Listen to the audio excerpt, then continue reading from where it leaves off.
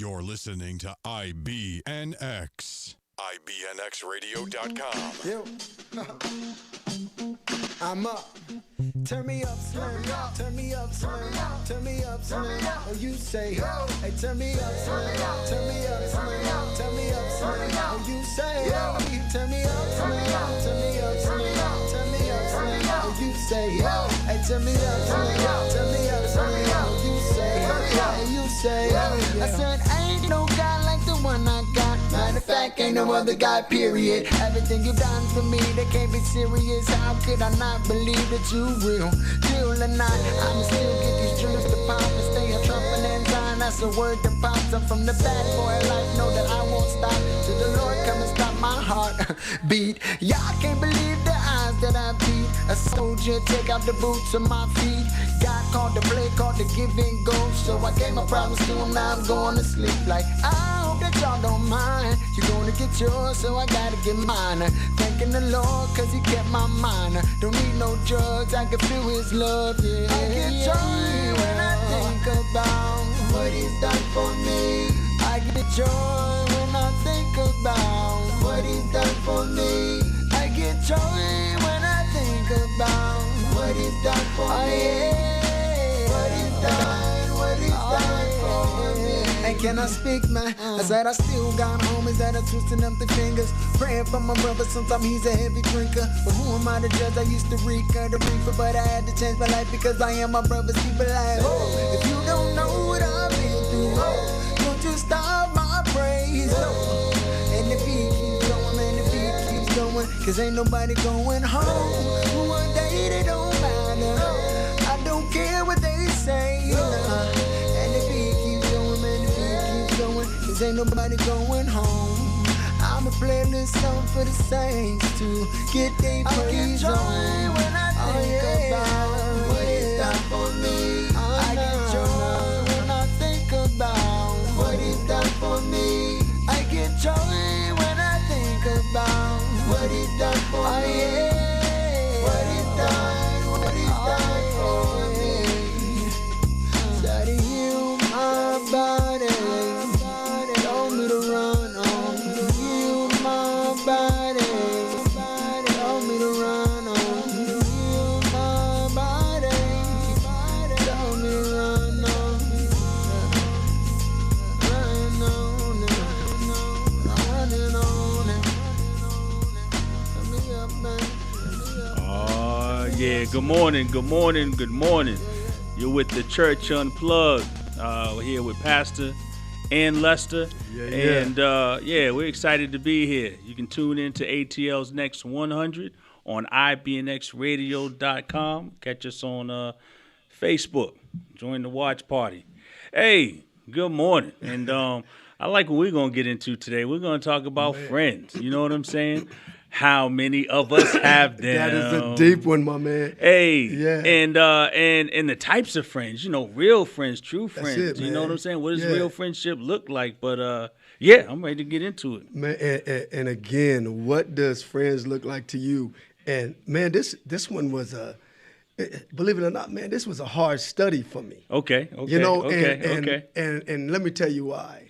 Because there's so much. Come on. It is so much that is said about friends. Yes. And the type of friends. Come on. And how deep the friendship thing goes. Come on.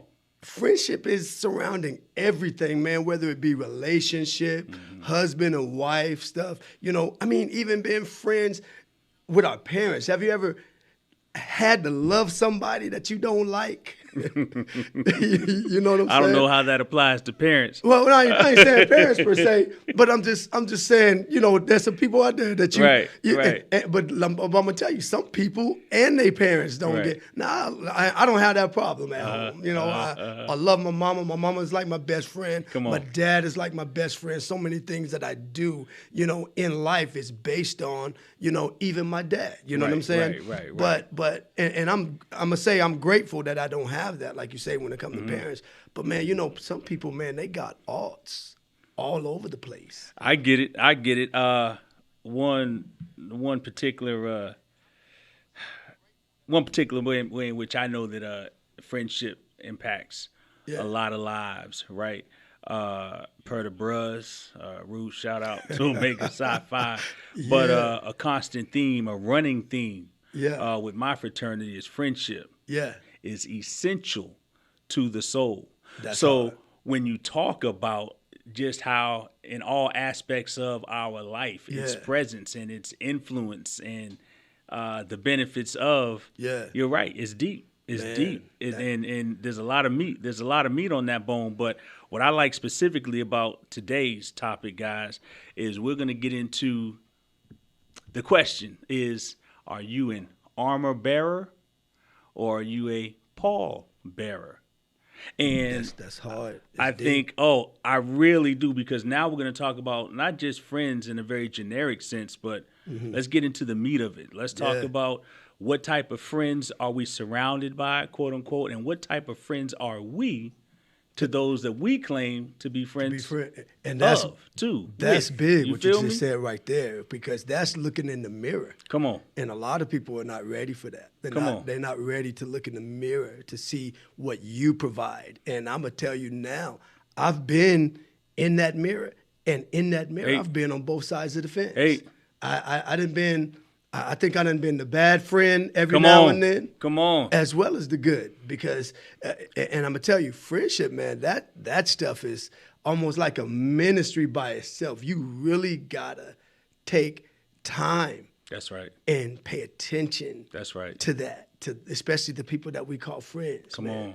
We got to pay attention to it. We got to see what we are laying out there.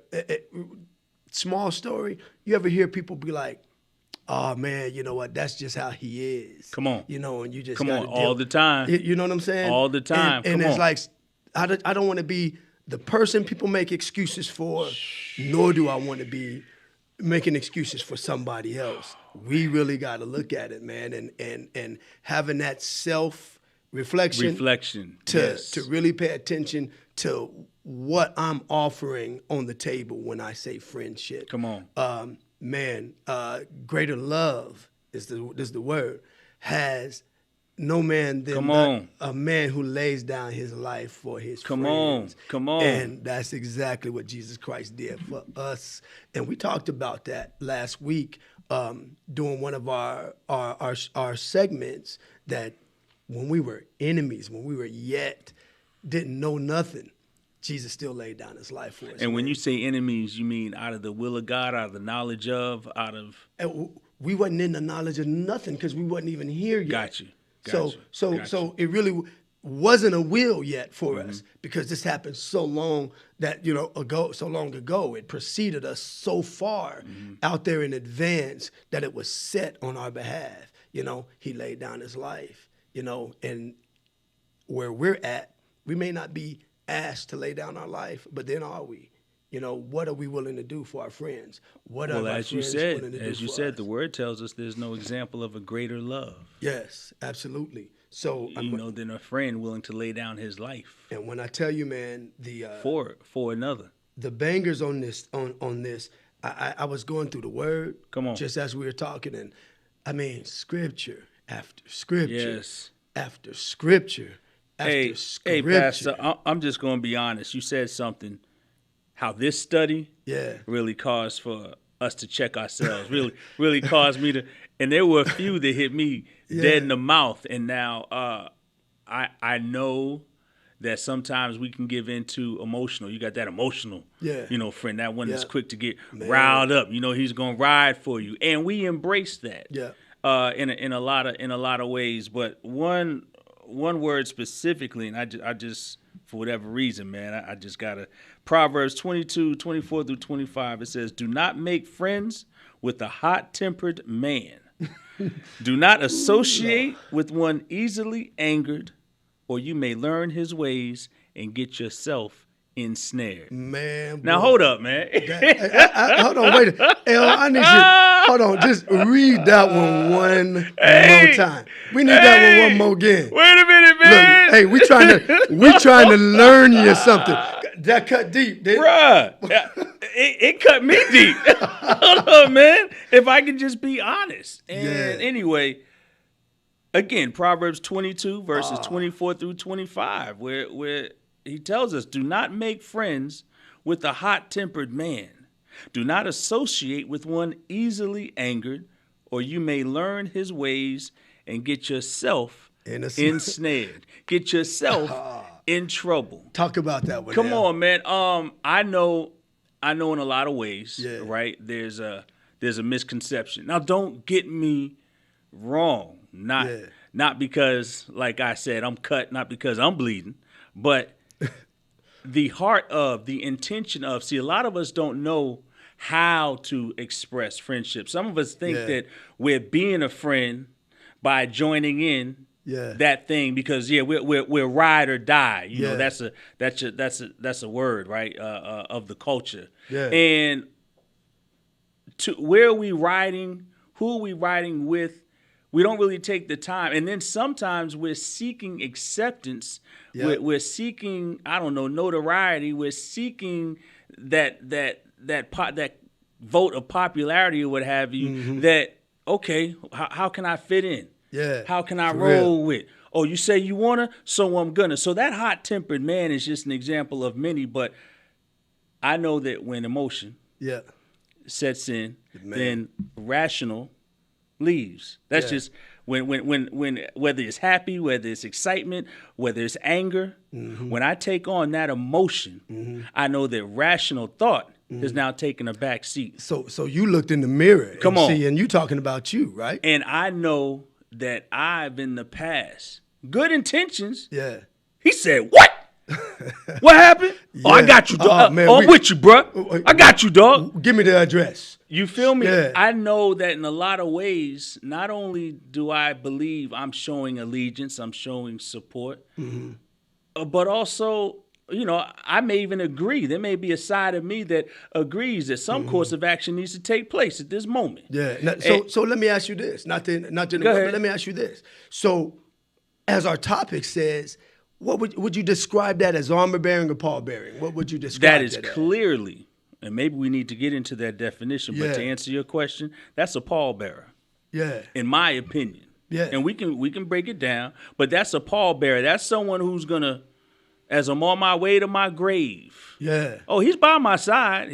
He's holding me down as he's taking me to the grave. Yeah. And exactly. Some of us misconstrue that as loyalty. And don't get me wrong, it is, but But what more. Brand of loyalty? What brand of? And maybe branding is the word. Come on. How are we branding our loyalty? Come on. Are we branding it under pall bearing?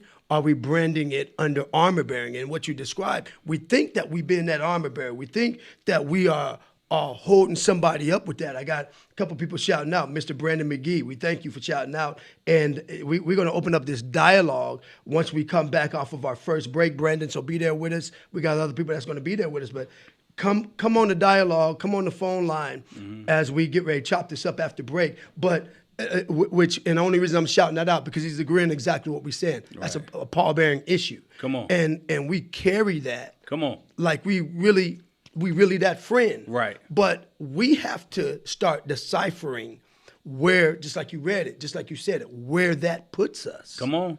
You know? Come on. And good intentions can be the pathway to hell. Good intentions line the pathway to hell. Good intentions is not good enough. Yes. We need to do better. We need to learn better. And I need to be, how can I say it? We need to hold ourselves accountable first. Accountability, yeah. You know, you talked about looking in the mirror. Man. We all want friends.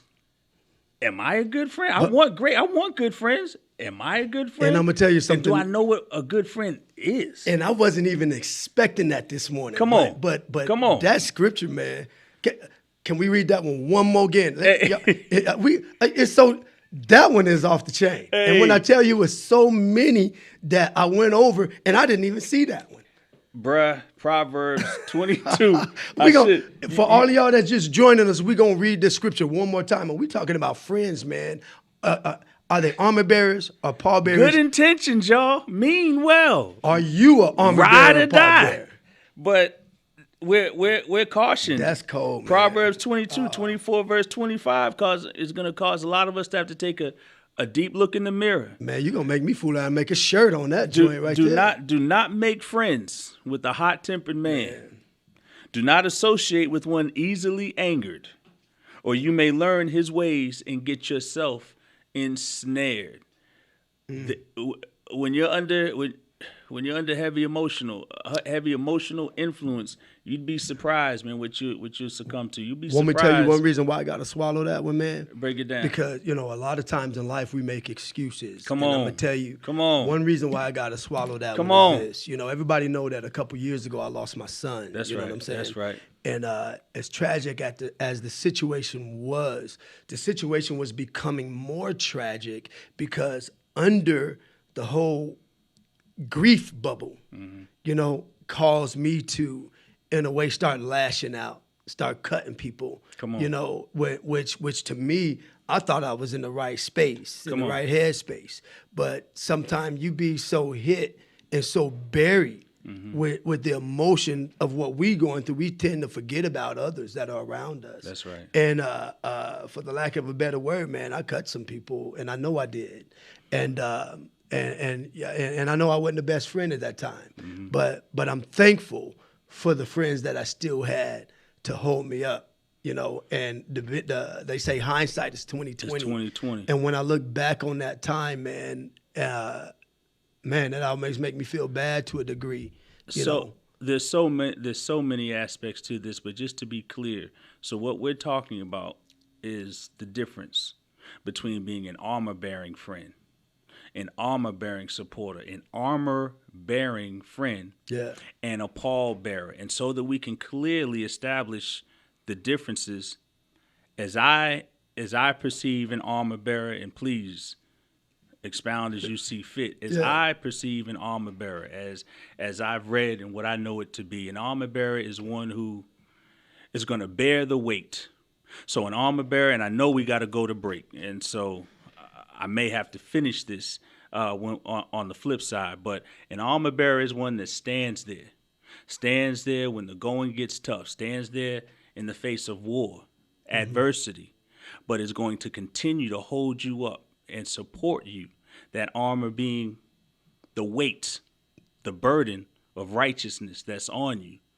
A pallbearer, as we said, is one who's there to carry you. He's by your side on your way to the grave. Man. We're going to get back. We're going to come back to that. We're going to expound on that. But you're here with the Church Unplugged. Yes. With the pastor and Lester this morning on ATL's Next 100 IB Next Radio. Come on, tune in, check us out, and we'll be right back. We'll be right back.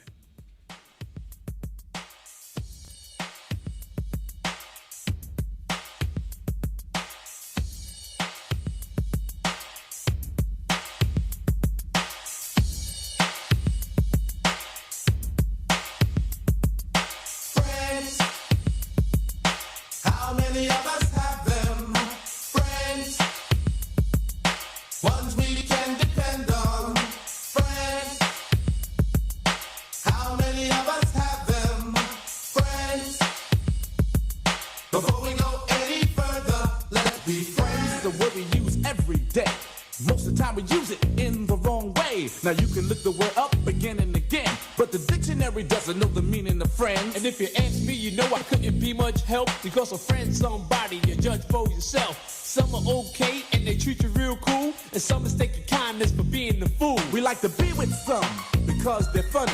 Others come around when they need some money. Some you grew up with around the way, and you're still real close to this very day. Homeboys through the summer, winter, spring, and fall. And then there's some we wish we never knew at all. And this list goes on again and again. But these are the people that we call friends.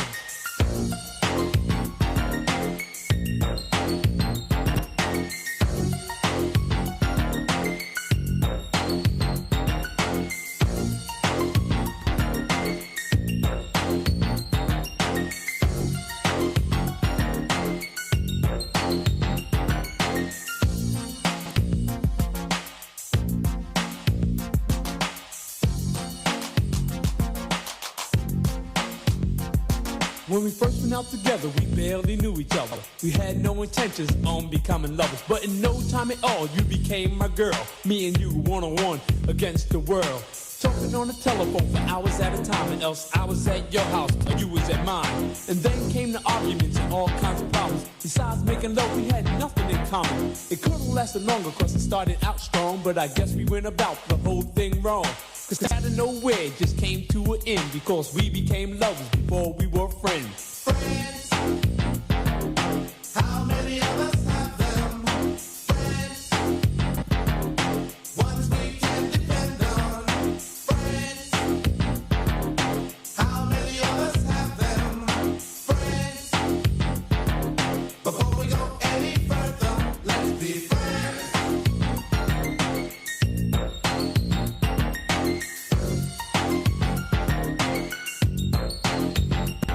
You say you and the girlfriend were so tight.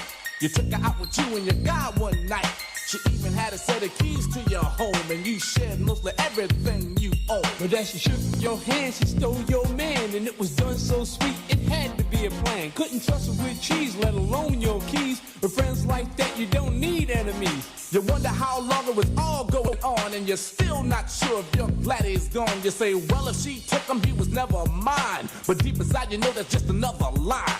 And now you're kinda cold towards people you meet, cause of something that was done to you by some creep. But nevertheless, I'll say it again, that these are the people that we call friends. Friends. How many of us have them? Friends. Before we go any further, let's be friends.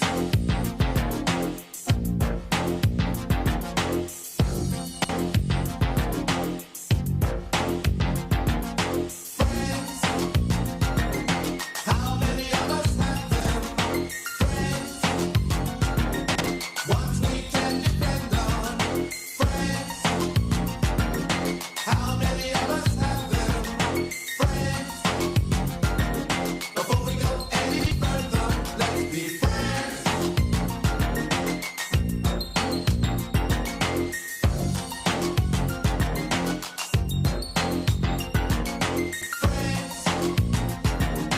How many of us have them?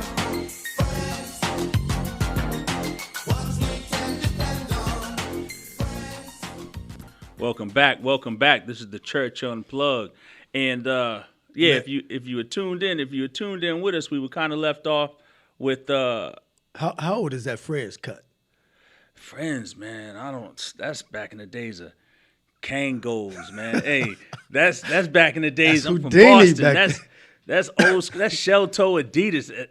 Friends, man. Yeah, Man, that's for me. I'm gonna say 101 Hazleton Street, but that's early. That's like 11, 12. Man, was that bad? Man, I was That song walking was around with the almost radio. That joint was almost prophetic to a Oh degree. yeah, no doubt. As a lot of hip hop was. Shout out to old school hip hop. Where there was a message, a real message that we could all relate to. Yeah, you know what I'm saying? That we were living daily. And we said this out there. We wasn't splitting chicks open and this and that and all that. What some of the music is doing now. Right. We was able to ride with that. Right. And I know our listeners are out there, no matter what. Some of the best storytellers out there. 1984. What I tell you? Oh man, what I look tell at you? that. That's so. Appreciate that. And I know it's a whole sidebar. Maybe we have to get on that one on another show. But man, the difference between music then and music now. Come on, But man. but break that pallbearer. Go back into that pallbearer. Just to continue with what I was saying. So armor bearer, if I can just give a little context too.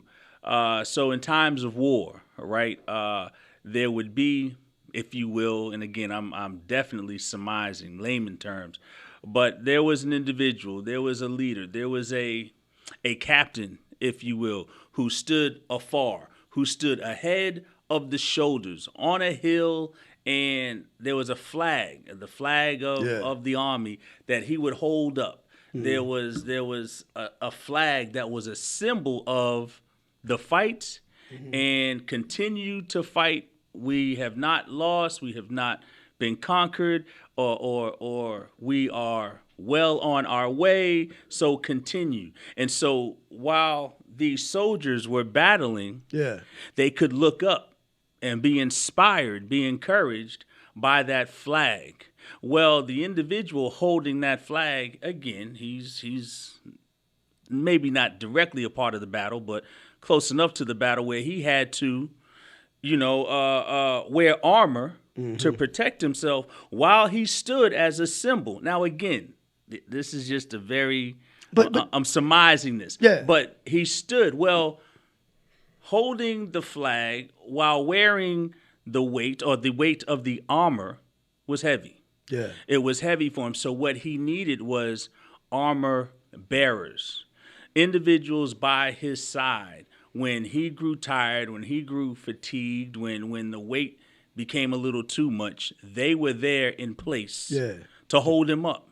They were there in place to keep the flag, to keep the soldiers motivated, focused, to let them know that they had not been defeated. See, he served such a great role. He was so important to the fight, to the war, to the outcome that it was very important that his arm stay raised, that flag continued to fly. So again, to support that individual, he needed armor bearers. Or armor bearers is what they were called. Individuals who stood beside him in the fight to hold him up. So let me ask you this. Break it down.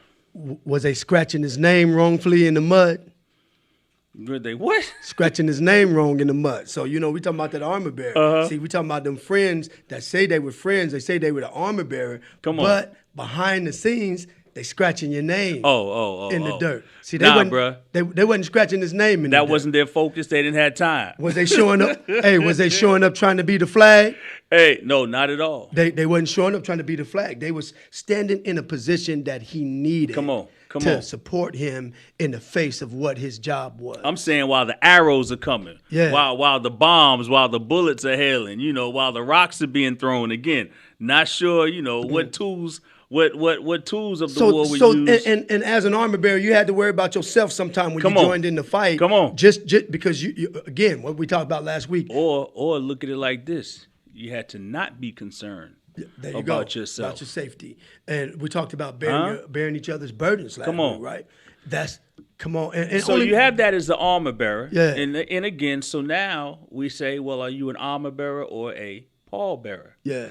And I think a quicker and abbreviated explanation for a pallbearer is just that if you can understand the role of a pallbearer, and during any homegoing celebration, when the service is over and it's time to go from the church to the vehicle where then you are driven to the grave site, you're transported, you're assisted. That coffin is carried from the grave or from the church, and to that vehicle by pallbearers, individuals who are set up in pairs, right? One on each side. Two by two. So answer me this.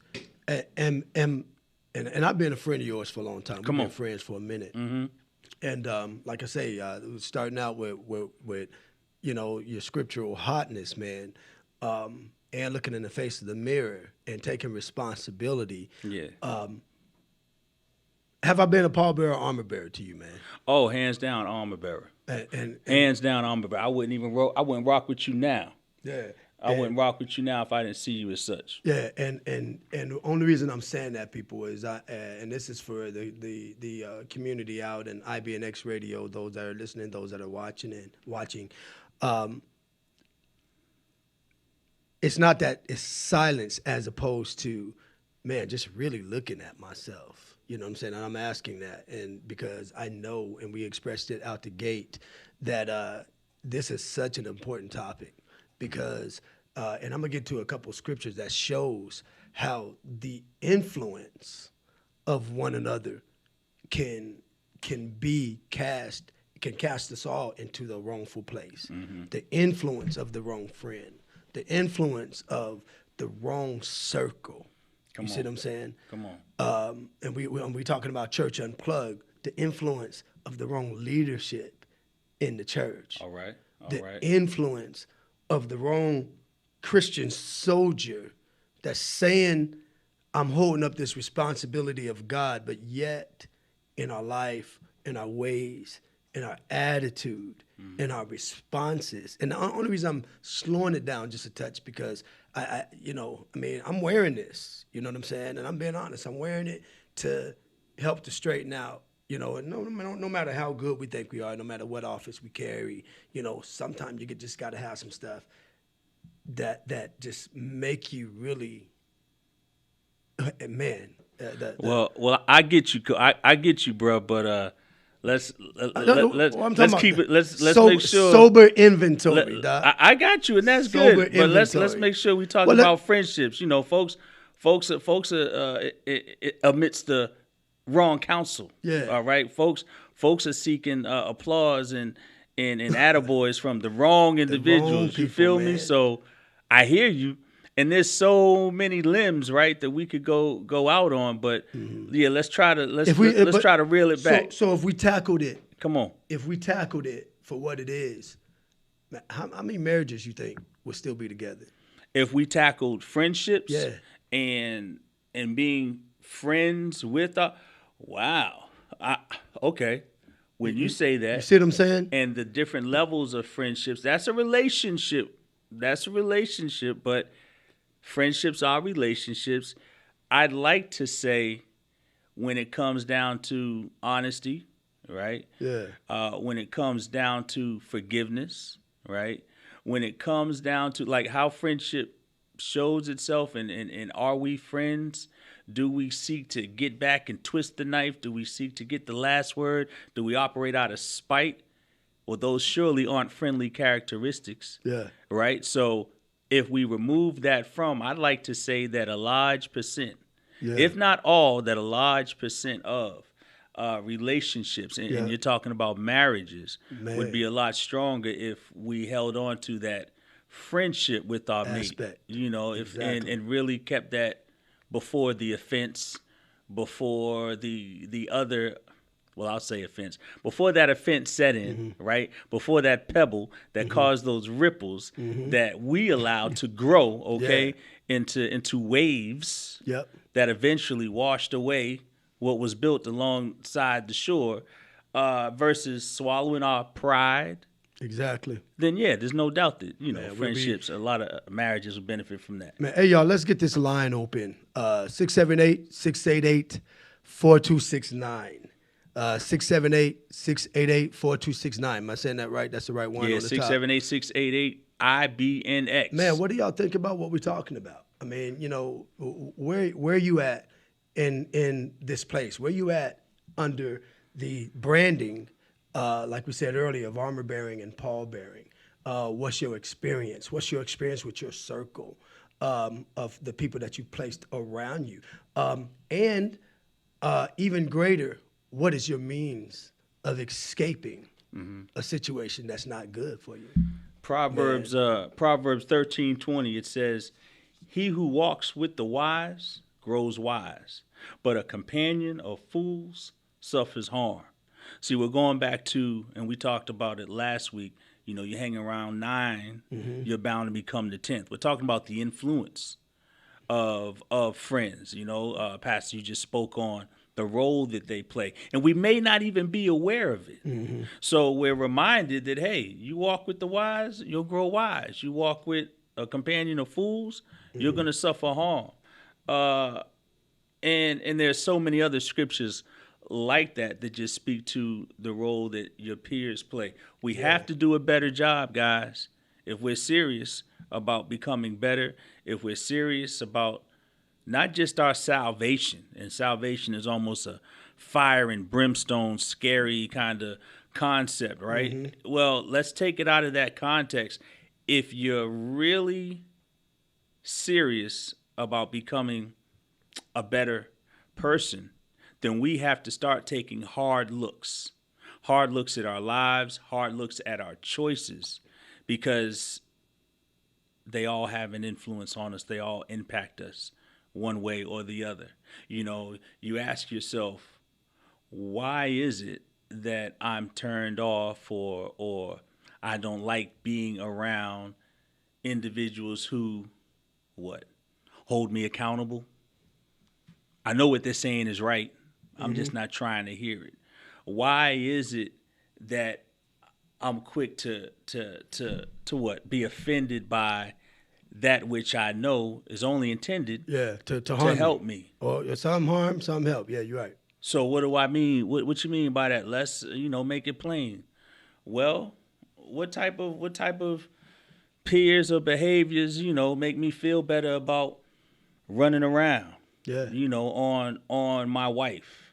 Man. What type of friends do I have that it's cool, bro. We're gonna laugh about it. We're gonna joke about it. Hey, they do it too. Yeah. They don't judge me. Yeah. They understand my struggle. Yeah. I love them bros. Yeah. Okay. But I have to take a look at that. Mm-hmm. What about my addiction? What about I love to toot a little bit. Yeah. I love to smoke a little bit. Toot is if you like to snort cocaine. Now again, I'm not trying to just follow me, y'all. You feel me? You feel me? Yeah, we there good. There are these things going on in my life. Yeah.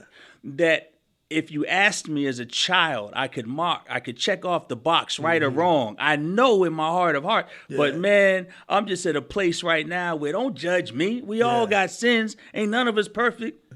Yo, just fall with me. And you have those friends who support you, participate with you. You don't need to be running around. You don't need to be injecting yourself or putting certain things in your bodies. You don't need to be one who's running around with individuals who kill, steal, destroy. But there's something about misery. And I can tell you why, and there's a saying, misery enjoys company. Mm-hmm. But see, when we know we're doing wrong, that guilt is so heavy that if there's someone who can rock with me, man, there's someone who could just take some of this heat off. And just pull my coat.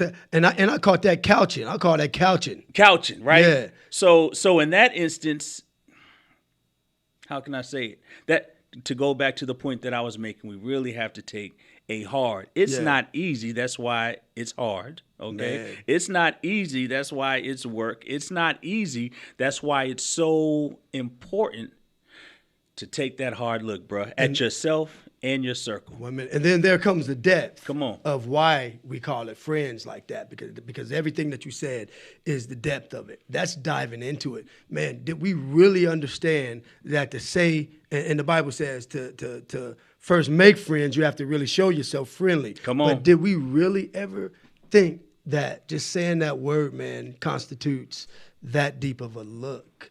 But we're going to come back and talk about that. We got a break coming on. We're going to pay a couple bills. Man, this is some deep stuff. We're going to open up those phone calls when we get back online after this break. So be ready. Come on back with us. This is the Church Unplugged.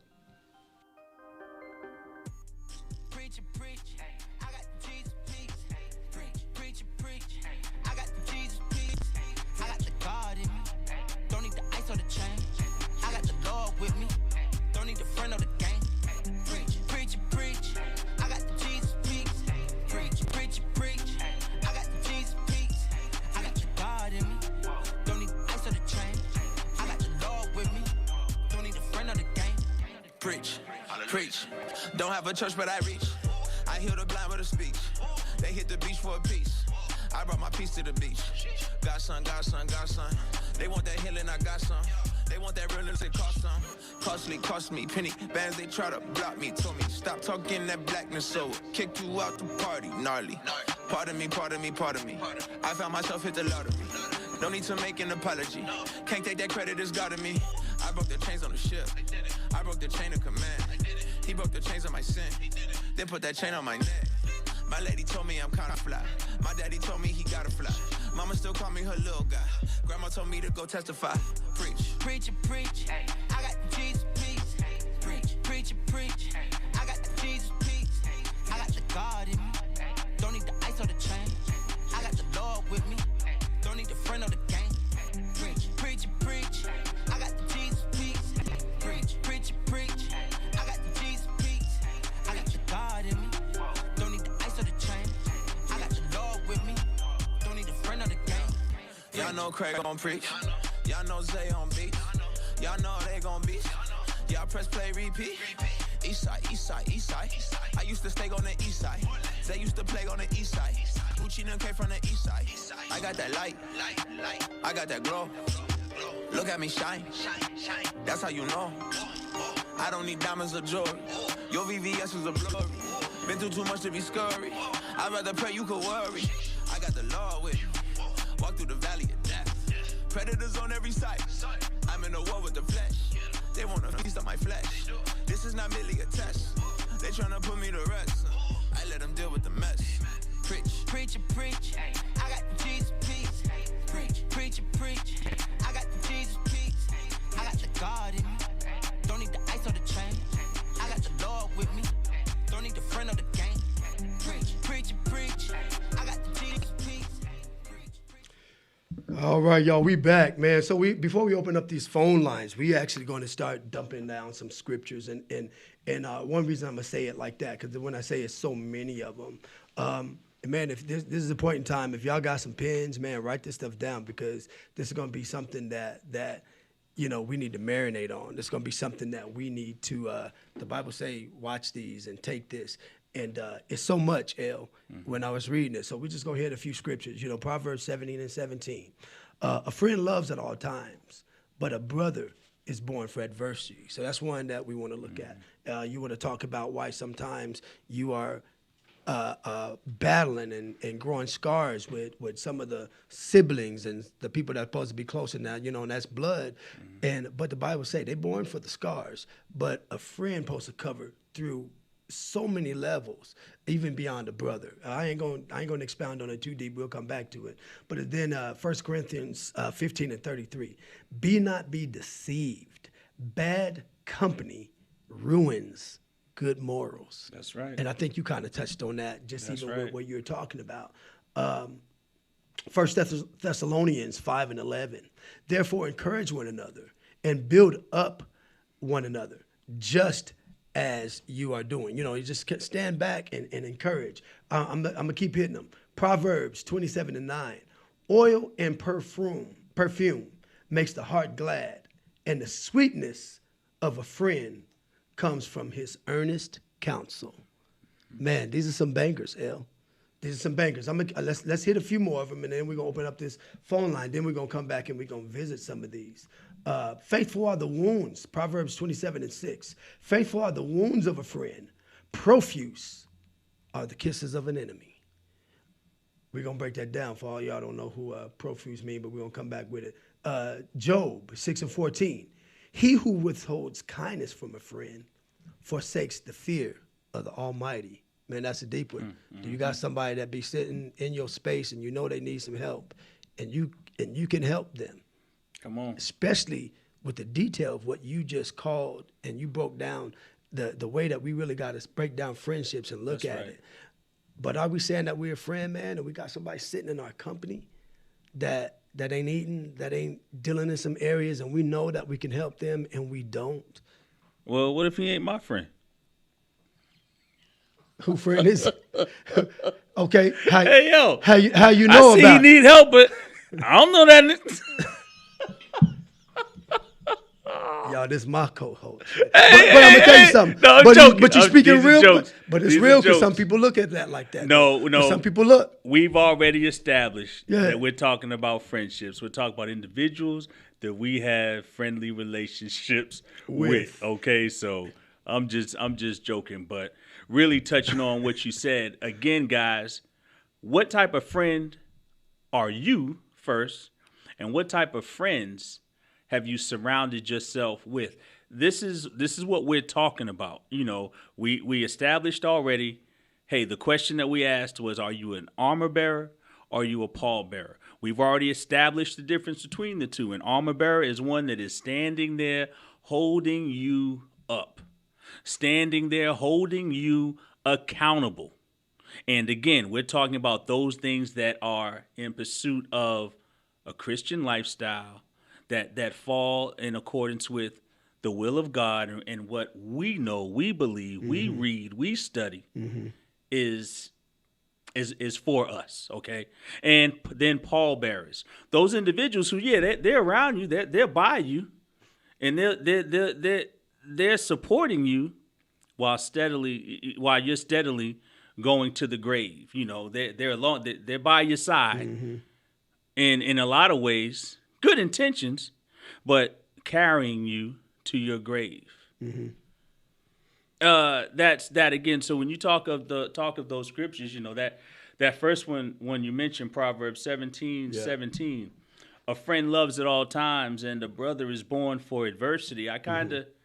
I know that you tied bloodlines to it. I kind of looked at it a little differently, where he says, "Hey, you know, a friend loves at all times, and that's okay. We can love from afar. We can, you know, we'll pray for you."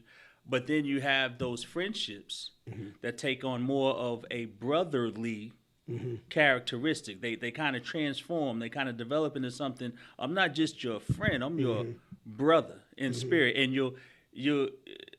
It seems like I'm recalling a scripture that I can't think of where I've seen it or read it before. But it's almost as if some friends can become, you know, greater than a brother. Can love you greater than a brother. But when we just talk about the development of that friendship, yeah, man, and a brother is born for adversity. You got these guys who I don't just love you, man. I'm rocking with you. I'm not just, you know, can you stand the rain? I'm not just with you when the sun is shining, when your money's right, when everything's happy, But when I'm you're with Mr. you Popular. in the bad times. Hey, I'm when it's hitting hard. I'm with you when you break the leg and you lose the contract. You know what I'm saying? Hey, now and you're not, you know, a starter. You're not even on the bench. I'm with you, right? Yeah. When you make an error, you make an unpopular decision that in today's day and age is blast out there on social media. It's embarrassing. Yo, man, if I rock with you, my stock is gonna go down because I can't be seen with you. No, those who stand steadfast.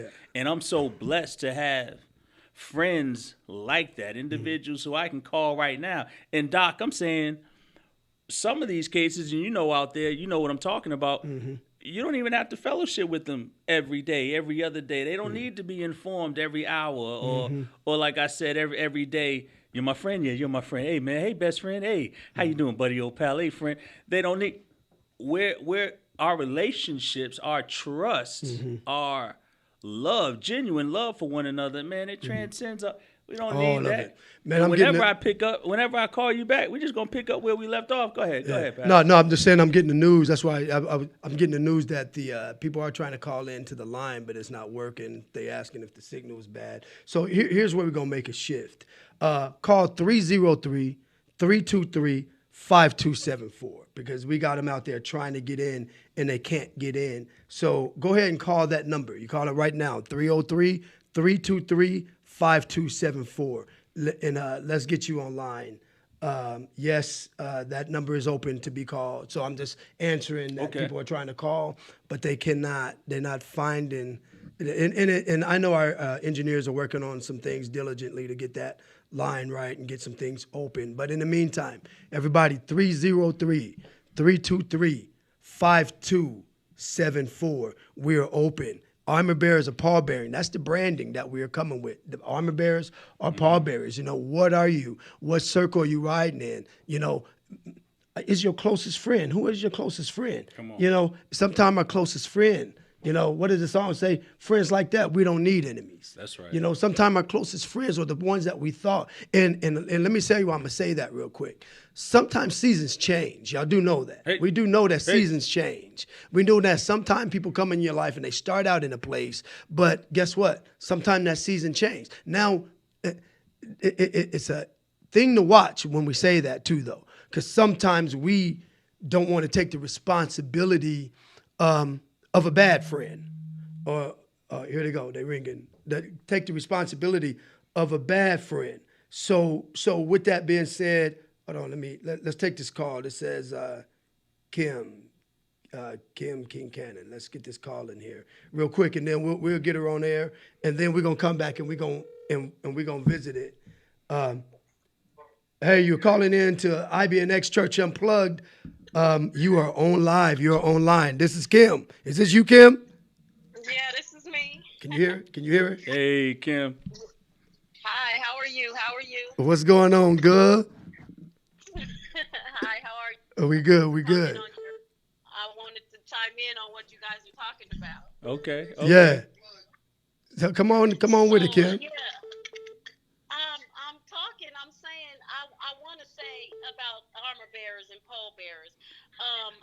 feel like I'm an armor bearer friend. I'm an armor bearer friend. I'm not a pallbearer friend because, I want to be there to see you through. Come on. It is that I can help you through. Come on. But the thing is, I can't be pushing you to do more than you want to do. I'm the type of friend that will allow you, to do what you got to do. And then on the end, I'm going to talk to you and help you through it. But if you don't start to, grow from what I'm saying, if you don't grow from what I'm saying, I can't continue to encourage you. I can't be more into your life than you are into your own life. Come on, you Kim. have to Tell know it, how Kim. to get up out of that bed and move forward. But just because I pull back, that does not mean that I'm not your friend. Come on. I'm still your friend in the end. I just need you to understand that I can't make you get better. You have to help yourself. Kim, that sounds fantastic. First off, thank you for calling, Kim. We appreciate it, the pastor and I, Lester. Secondly, what you said is so profound. What you said is, it makes a lot of sense. And see, here's what she's talking about, you guys. Counsel. Wise. Kim, I'm going to let you go real quick. And Lester going to expound on that. I'm going to let you go. We'll be ready for the next caller. But he'll be expounding on that on live. Thank you for calling in. Right. Wise counsel, guys. See, Kim says she's willing to stand in the gap. She's willing to stand by your side. She's willing to support. But remember what I said? I also said, guys, we got to look at ourselves.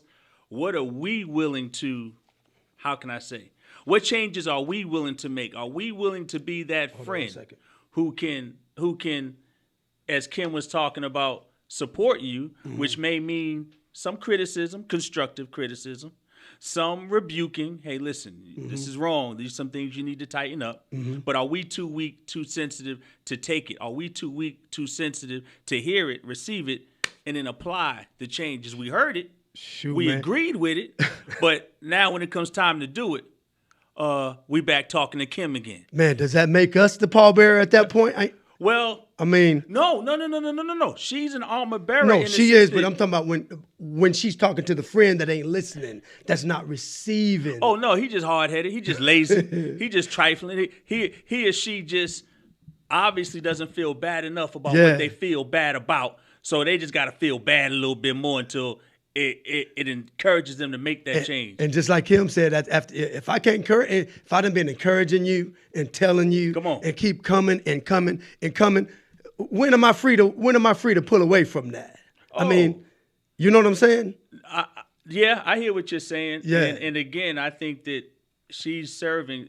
I wish I had more friends, right? Like that. And don't get me wrong, I got some great ones, but she's done her part. She served her role. She's checked off that box. Now it's time for me to do mine. Okay, we got another caller coming in. Caller, you are on Church Unplugged Live, IBNX Radio. What's your name? Where you from? Hello? Hello, you there? Okay. Can you hear me? This is Samantha. Oh, yeah, hi there. That's hey, my Samantha. baby. Hey, Sam, how you doing? I'm calling from Charlotte. So my question, I do like the conversation of I'm a bear or palm bear as a friend. My question is for trying to find friendships, like true friendships, as you are, like growing up in the church, as you very well know, growing up in the church. Sometimes it's hard to find friends who, understand your lifestyle, or I guess people feel like you're putting on a church act. Because as you know, I don't really cuss. I don't drink. There's a lot of things that I don't do because of my lifestyle from my choice. Okay. My own relationship with Christ. But in regards to when I met people or growing up in the church, going to teen ministry, youth ministry, it's like everybody had their church side, and then everybody, when they went to school or, got into the real world, they were a completely different person. Come on. And I wasn't. And so it kind of felt like I was isolated or put like just, straight on an island because I was the same person throughout. But in regards to finding friends who can truly be your support for your walk with Christ, as well as being real in this world. I'm not perfect or anything, but my question is, how you find or create friends who understand your walk, but I guess I feel like I've always been judged because what I decided not to do or how I chose to live my life, as opposed to joining in the crowd. That makes sense. It does. It makes perfect sense. And Sam, let me first off thank you for calling. Listeners out there, if you don't know, this is Samantha. This is the pastor's baby girl. Always gonna be his baby girl, but I only choose to say that, Samantha, because I'm gonna kind of push back a little bit. You have grown up a beautiful woman, a beautiful wife, a beautiful mother. You've graduated. We ain't mother yet. Hold on, wait. My bad. Hey, I'm sorry. Did something happen that I don't know about? Hold on. Samantha? All right. Chill. Huh? I get that, and I apologize. Slip of my tongue for some reason, and I know I saw you with the twins early. I don't know where I got this motherly picture. My bad, sis. My bad. But here's the question: you're grown. Okay, you've done things in school. You still in school? You started school? How many degrees you got? You feel me? So we're talking about a beautiful, intelligent woman who's found love, married, and continuing in that pursuit of happiness. You figured it out, right? And I want you to tell me what worked for you. When did you get to a point in your maturity where it no longer mattered, right, how outsiders viewed you? It was more important that you established or stood confident in your walk with the Lord and being an example of that relationship. When did you realize that the blessings, right, that came from this walk were real? When did he show up in your life? Because in that, I believe that's a part of the answer. Yeah. You feel me? Yeah. You feel me, Sam? And I think a lot of listeners deal with that, especially when we're young. And when I say young, I'm not talking about an age. In our development, in our relationship, you still feel awkward, right? When you have to talk about God or you have to represent, raise your hand, I'm a Christian. You get a little shy because we know who's the prince of. We know who is raining down. Anyway, I'm doing too much talking. No, you good. You good. We got 1 minute. We got 1 minute. Okay, these breaks are something serious. Sam, if you could, I don't know if you can in a word or two, you got the mic. What worked for you? What are some quick pointers you can say worked for you? And I'm going to say this, as you say that, you got a husband today because of how you walked your life. But answer that question that Elle asked. What worked for you? Well, I guess I just had to prioritize what was really important. Come on. If you are my friend or you say you are, then you would show that. And if not, I had to let you go. So there you go. And that is the key. We can't be afraid to move forward. We're talking about that season. It start out and you might be in the right time and space, in the right place. But that is a big, big thing that we cannot be afraid to walk away. Because it's become self-preservation at that point. Come on. Do you want to be carried away in the mess, or do you want to separate yourself and be on that other side? And I'm good for the other side. I'm good to be that peculiar people. I'm good to be that difference. But we're going to take this break real quick. Samantha, thank you. I love you. We're going to talk about this motherhood thing on. Yeah, I'm speaking children. I'm speaking arrows in your quiver. But we're going to get on this break. We're going to pay a couple bills. I ain't speaking arrows in your quiver. So we're going to take this break. We ain't talking about arrows and quivering, and we're going to be right back. This is Church Unplugged. All right.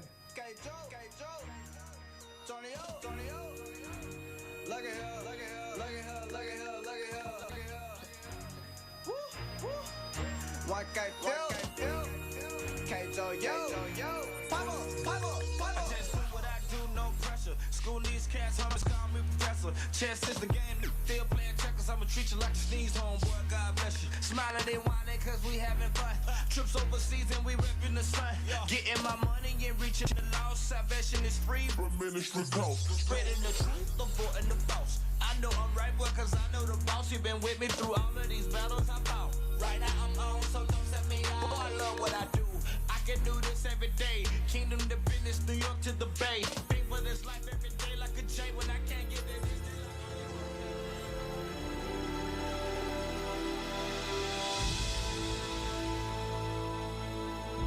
Mr. Preacher Man, I don't want no trouble. I just came to praise and worship with my brothers. Praying to the Lord and hoping He forgive us. I want God to save us, don't want the streets to kill us. I'm like Mr. Preacher Man, I don't want no trouble. I just came to praise and worship with my brothers. Praying to the Lord and hoping He forgive us. I want God to save us, don't want the streets to kill us. I'm like Mr. Preacher Man, please don't be alarmed. We just come to pray, we don't mean no harm. I see how you're looking, of course we ain't perfect. We figured if we came to see Jesus it would be worth it. We live up the block, and I know you've seen us running from the cops. All this senseless killing, we won't get to stop. We want you to know, sir, if you don't let us in, we have no place to go, sir. Mr. Preacher Man, I don't want no trouble.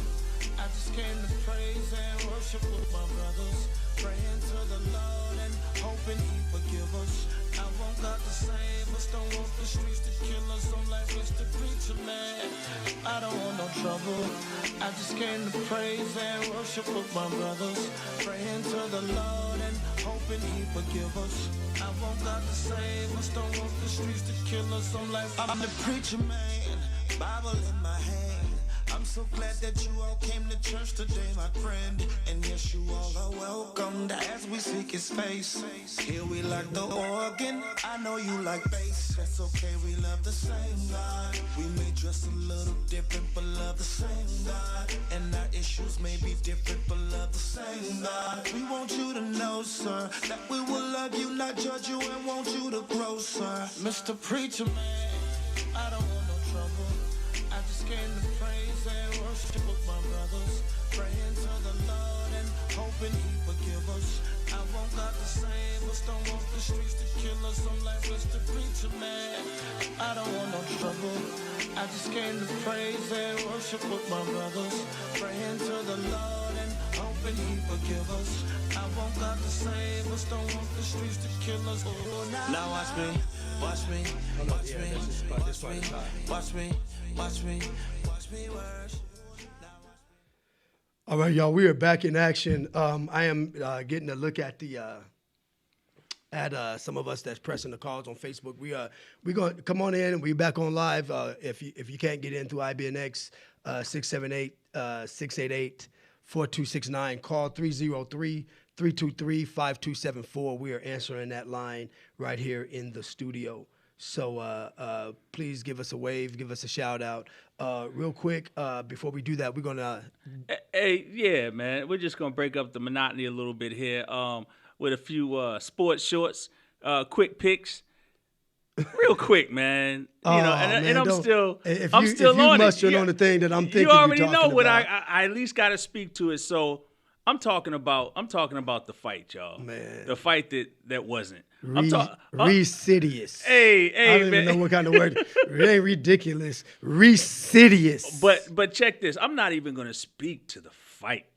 Okay, the fight is, the fight was, the fight passed. I'm speaking to the post-fight gibberish that I'm hearing, man, out of that. What the joint? Oh, I walked in and the soup was too heavy. You feel me? Out of the Wilder camp, man. You know, first the denial of injury. I wasn't hurt that bad. This is what he said. Family.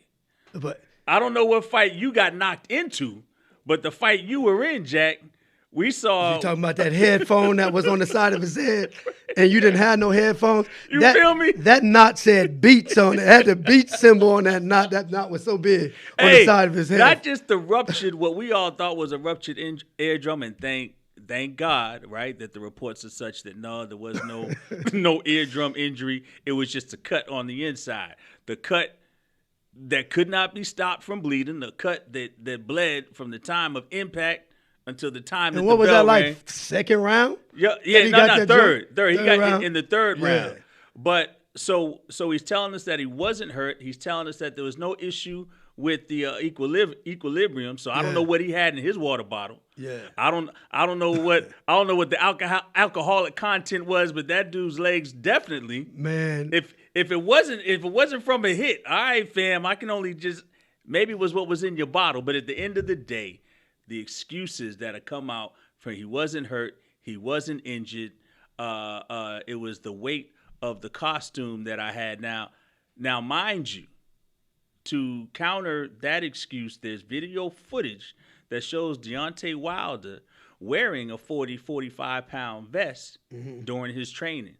So him crying, the 40-pound headgear, was the reason why. Yeah. There's video footage that shows, well, you wear an additional 45 pounds in your training regimen. So it's something that you are used to. Quit making excuses, quit crying.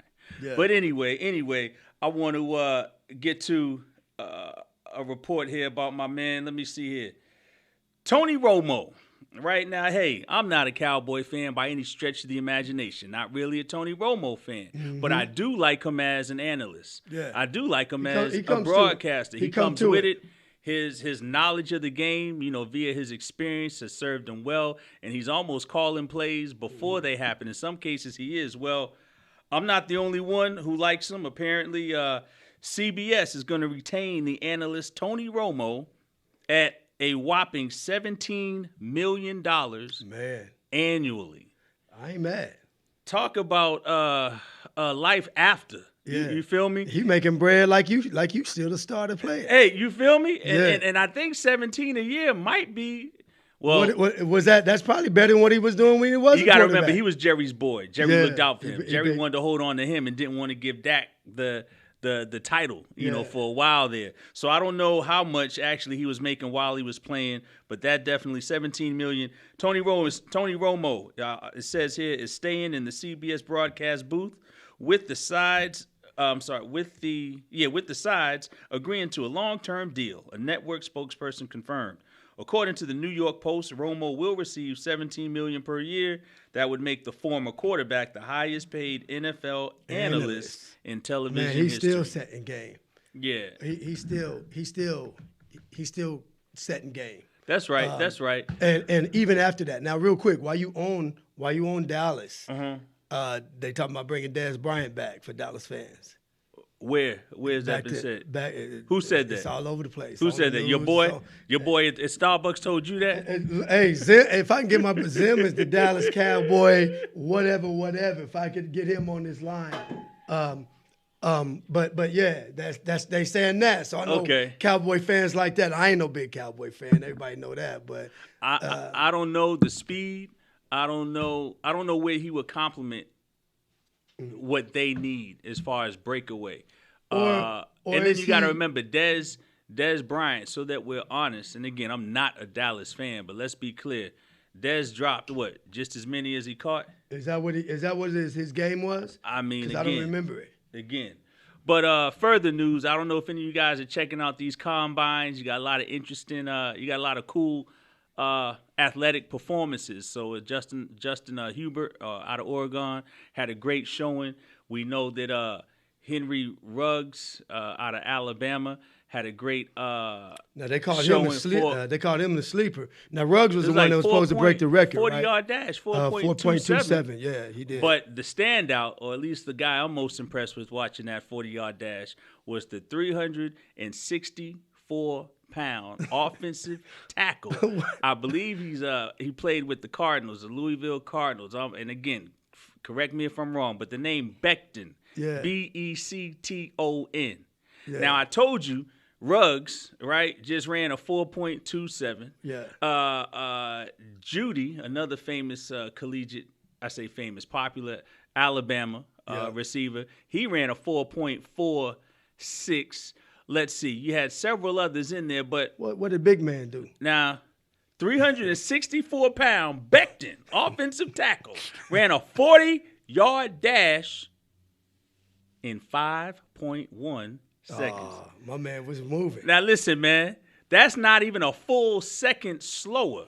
Yeah. You feel me? Than Ruggs. Mm-hmm. That's not even a full second. He coming. Then he coming, but that ain't the train that I won't run behind. Hey Jack, he not only when he get there, it's a problem. it's gonna be okay. Now watch this. Now I don't know the punter's name. So in the combine they do the 225 bench press. Oh yeah, the strongest punter ever. How about the punter kick that bad boy in? What was it, 28? No. He didn't kick nothing. He got you up off him. He pushed you. What did he push you? 28 times? I thought the number I saw was 25. Yeah. At a weight of 225 pounds. Dude, that's still a punter. 25 times. He's still a punter. You know what I'm saying? Yeah. But anyway, that's it. That's it for me, man, on these sports shorts. Yeah, look like we got a caller on the line, L. Is that it? We got a call over there online? No, they ain't online. But go ahead. But I'm gonna tell you, just real quick. Wilder lost me, man. He lost me. Well, I'll say this to the young brother: you're a champion. You suffered your first loss. I realize that's difficult, particularly when you've had the type of success that you have. I see how you've responded to Mark Breland. Mm-hmm.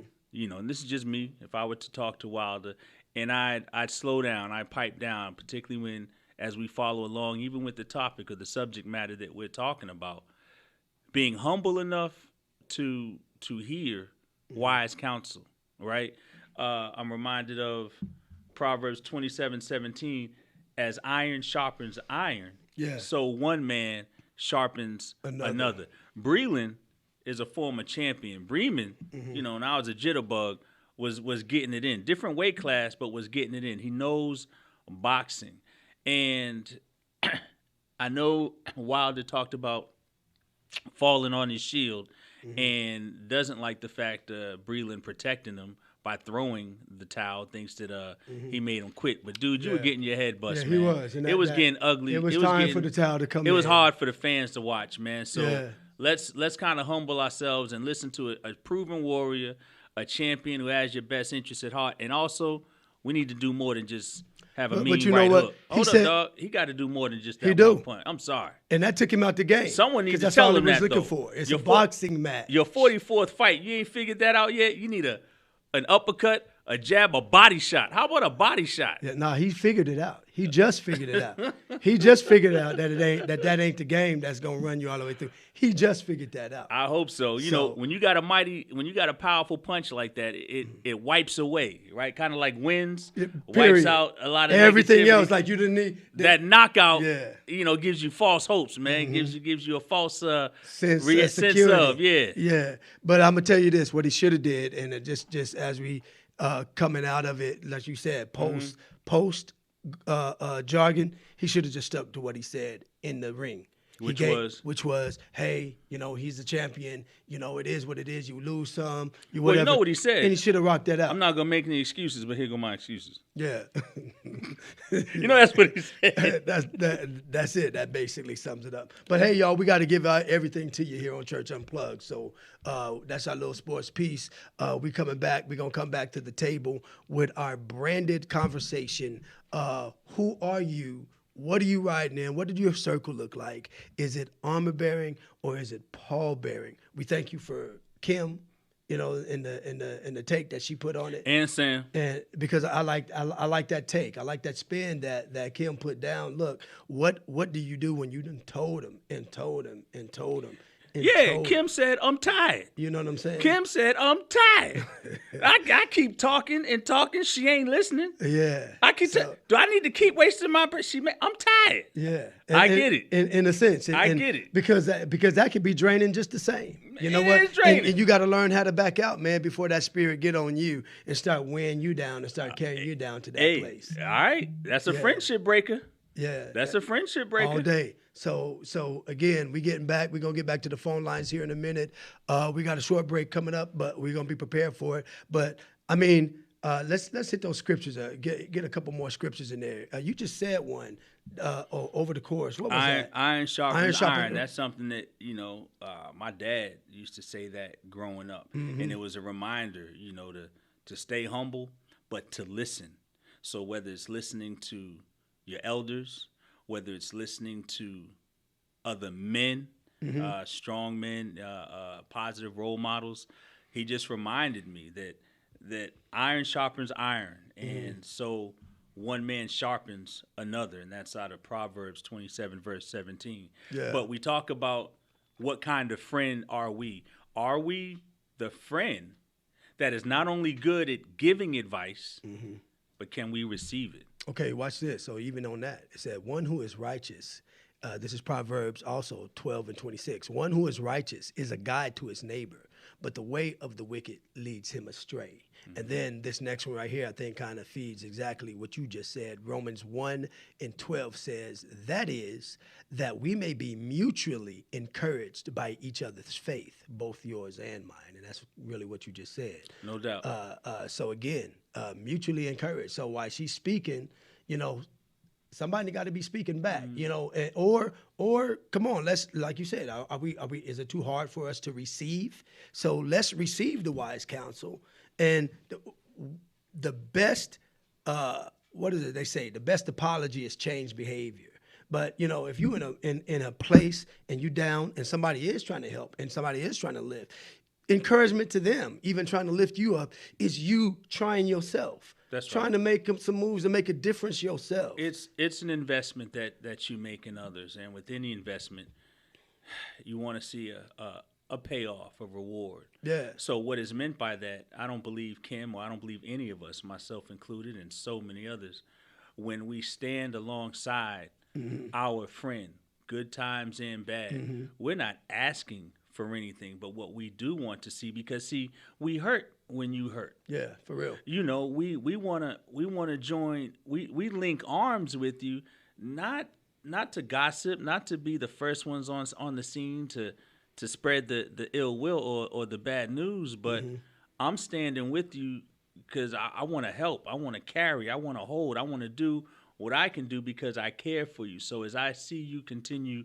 to struggle, know that it bothers me too. Know that it hurts me too. And I didn't hear anything negative out of what Kim said at all. I just heard the frustration. Yeah. I'm with you, but sweetie, I need you to be there for yourself.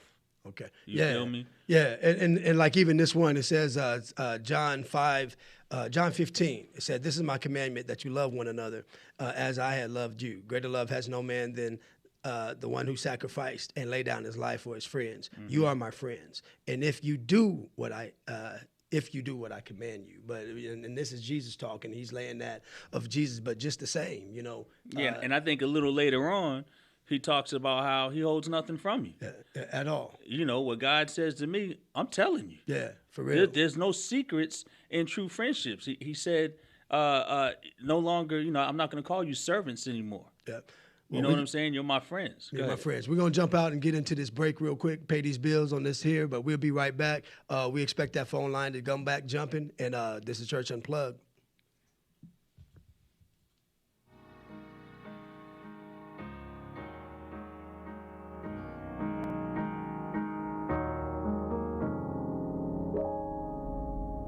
Let me talk about the one who taught me how to love. I saw him on the water, he was bidding me to come. With every step I hesitate, and my faith went away. Yeah, everything I need, I'm never letting go. You're right next to me, so take the lead, oh Lord. I follow you through the darkness. Will you take away my fear? Follow you when the sun shines and the shadows drawing near.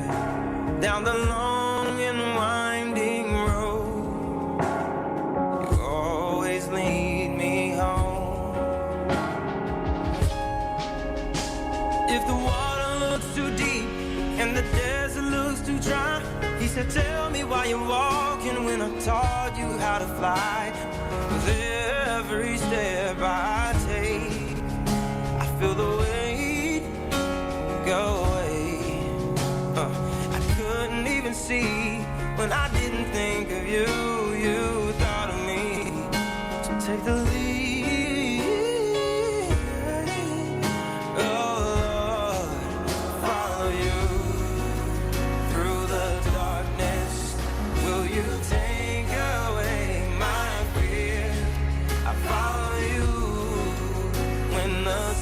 Shines and the shadows drawing near.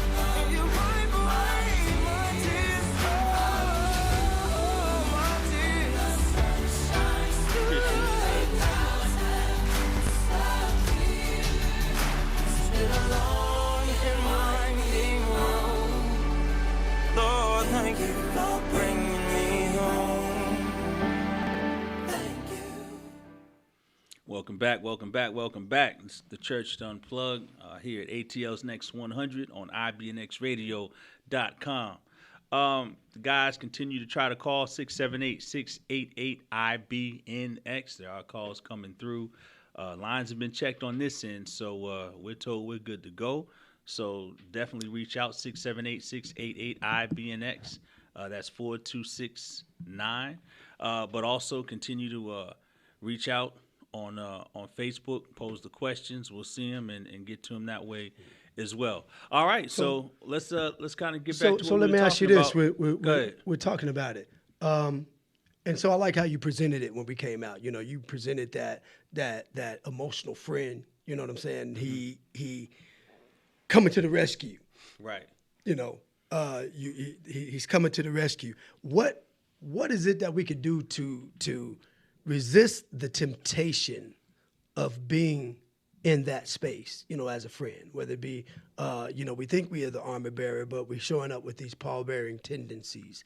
You know, what is it, what's the answer of kind of removing ourselves from that, you know, because I'm going to tell you, sometimes it's hard, you know, especially like you said, the emotion kick in, you got the people calling you on your phone, you know, hey, this is going on, that's going on. You so used to showing up. You know what I'm saying? Where do we go then? You asked me. Yeah. So I want to preface this. I speak for myself. Wow. Okay, so a lot of who we are, right? We are all products of our past experiences. Let's just understand that. We're products of our past experiences. So the way in which we react, the way in which we process, the way in which we move is can all be, if you will, traced back to our past. And so for me, whether it was as a child and too much television, too many movies, whether it was in my youth and my neighborhood, the folks I grew up with, shout out to Boston, Massachusetts, Mattapan, 02126. But here it goes. Yeah. That hero, that saved the day. Yeah. Right. Media does a lot. Movies and influence. What does a rescue look like? What does a change? What does a hero? So then in a lot of ways, you want to take on those characteristics. So if it was Superman, Batman, if it was a cartoon character, if it was Mighty Mouse, right? These influences, these models, and I use that term loosely, but it was established. You know, the guy on TV, the popular message, it wasn't pray your way through the storm. It wasn't. It wasn't hold hands. Hey man, my man Superman was knocking people up. Mr. T was coming through with the gold chains, the mohawk, and he was you know. So then they ain't really been a pallbearer. They really got the armor bearer presence. Well, no. What I'm saying is, as I understood the question, how can we respond better? Yeah. And I'm saying I think that we think to come and be the hero, to come and remove by force or any means necessary. I think that we want to show ourselves strong. You called on me. Yeah. Right now, you're in a space of weakness. You need help.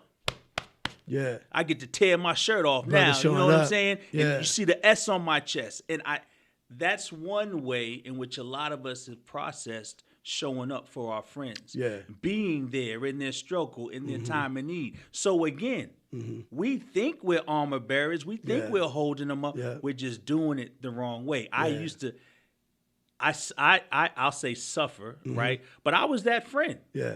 And in a lot of, I think maybe I still am, although I've learned to channel my energies a little differently. Likewise. But I wanted to show up, man, and show out. I wanted to take care of it. And I can't take care of your financial strains, your issues.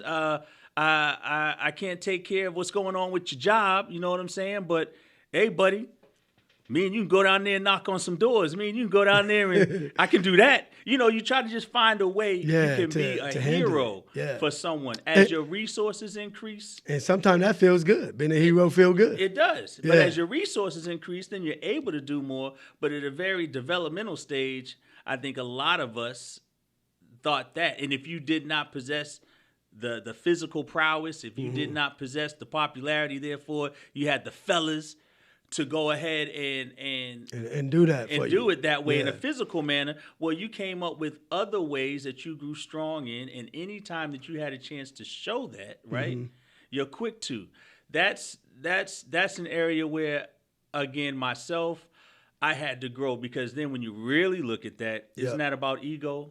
Isn't that about putting yourself for, I want to show you what I can, and it may appear to be helpful, but that's not really helping them. That's not really solving a situation. Now I can't say this, because even in listening to you describe that, it sounds like, whether we call it armor bearing or pallbearing, it was no good malice. Intentions. It was good intentions. I said so it wasn't no malice. It wasn't maliciously. Good intentions line the pathway. Yes. You understand? You're right. There's a lot of dudes who felt like they were doing the right. They meant well. Yeah. Wrong. Going the wrong way, baby. And everybody stir it up. And that's where, even in my later years, I'm the eldest. I'm the eldest of 7, actually. And I think of my sisters, and I think of any situation that they may be in that, you and I joke around, that was foul. That was just foul. And let's be honest, and I'm not putting anyone on blast, but, when stuff is foul, right, Big Brother wants to come through and handle it. Period. Yeah. And I still have to go back and forth. Am I wrong? I don't know if wrong is the right word. word. I got to say, and I'm gonna say it as politely as on. I can. Being the past, I got a few scrapes on my knuckles. You feel me? On those occasions like that, just the same. But the word is the word. It is. And I can't try to minimize it or justify. So I'm gonna tell you what on a way of an escape. I wanna teach 5 new F words. Y'all with me? Okay. And this is still following friends and friendship, right? Yeah. Pall bearers versus armor bearers, right? Pall bearers versus. Well, this just trying to be a way of escape. So just like you said, intentions, the right intentions, can still lead you astray in some areas. So I want to break down 5 ways that we can find a way of escape in a proper manner. Like you said, growing up, we're doing some things a little bit different.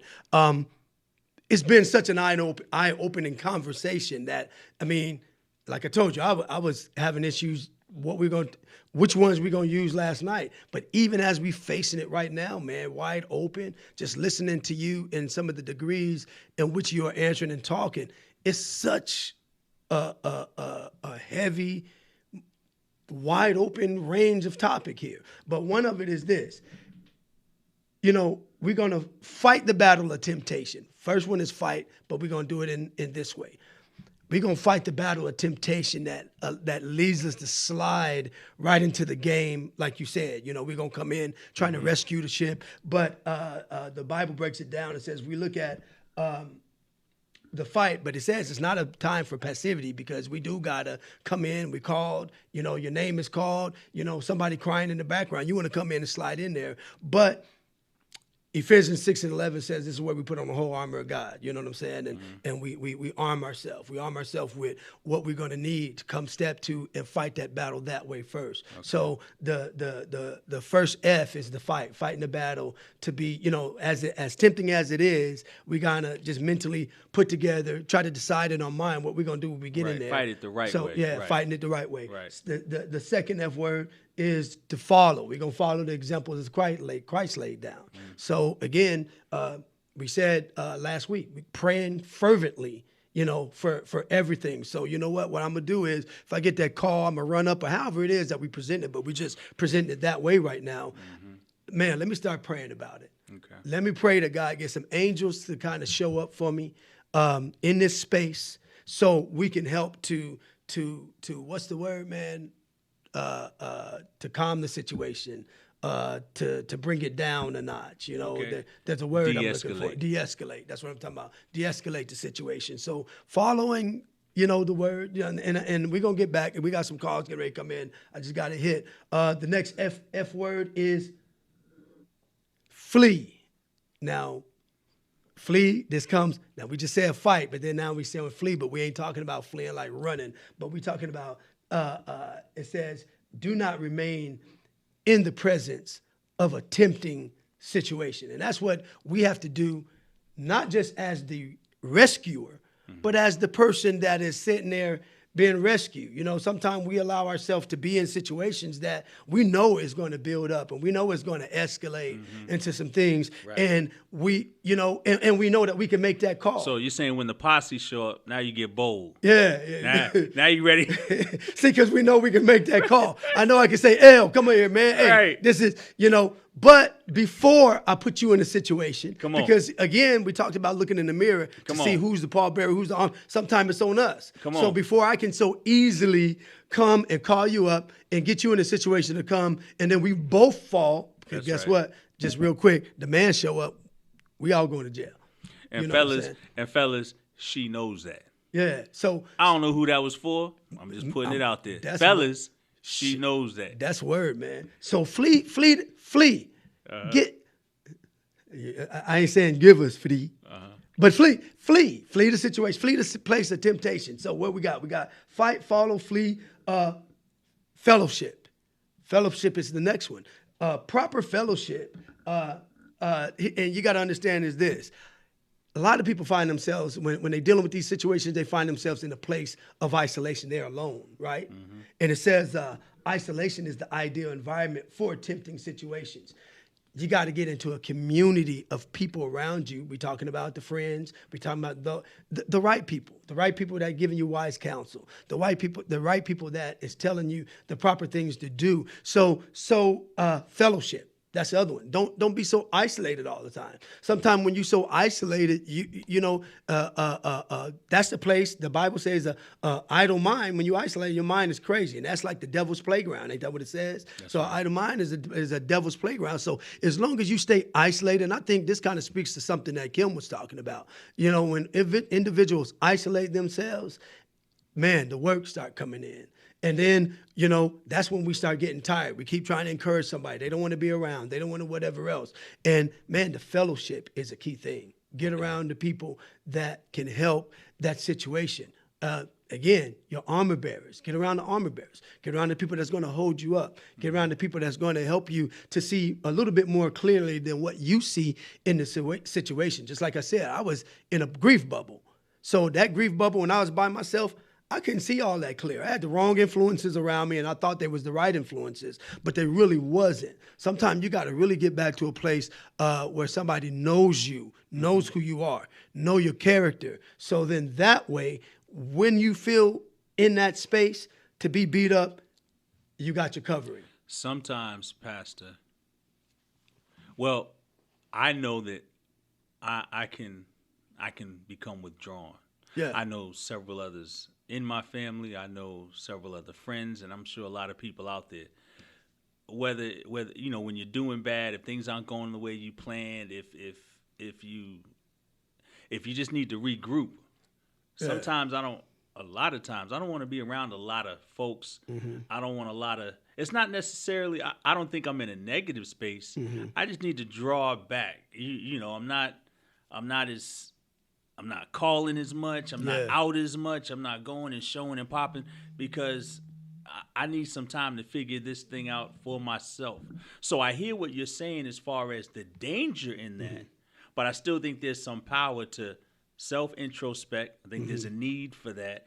Kind of pull back, reassess, and get yourself together. And during that time, you're 100% correct. Find ways to be encouraged, to allow yourself to be spoken to by those you trust, who have your well-being at heart. And, you know, we're talking about scripture, we're talking about the word, and keeping that energy, keeping that instruction, keeping that focus scripturally based. I think we got a caller. Caller, we got you on the line. Where you calling from? What's your name?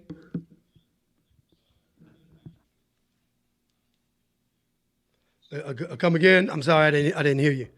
Apostle King Cannon. Cannon. Apostle King Cannon, how you doing today? I'm doing great, Pastor. Yes, sir. I want to hear you guys' take on I want to hear your take on Hey, if you can turn the radio down. From Rex, Georgia. Hey, King, if you don't mind, turn the radio. King Cannon. Hey, Apostle King Cannon, glad you called. I'm just gonna ask you to turn the radio down. Turn your TV down, Apostle. We're hearing it. I know you want to turn. Doing great. Okay, yeah, but can you turn the radio down or the Psalm 41 and 9. Yes, sir. Hey, King, if you don't mind, turn the radio. Hey, Apostle King Cannon, glad you called up. Hey, all right, hold on. We may have to put him on hold. Let's go ahead and slide into that break, and then I'm gonna talk to him so we can get him situated, and we have the call going on because we got a break when it comes. So we'll talk to him and get him situated on this break. Again, this is Church Unplugged. We are talking about pallbearers and armor bearers. You know, what brand are you carrying? So we're gonna slide into this break. We'll get Apostle King Cannon back on the line. We'll get him situated in the background, but we'll be right back to you. So stay tuned. And I know, Apostle, this is some good word that's about to come. So all right, call back, Apostle. All right, go ahead in that break. One thing I learned about life is everybody can't like you. And if they like you, what that really mean at the end of the day? You only got to answer to one man. You better know who you are. Love. So tired of riding the fence. Feel like the Lord looking down like D, I ain't convinced.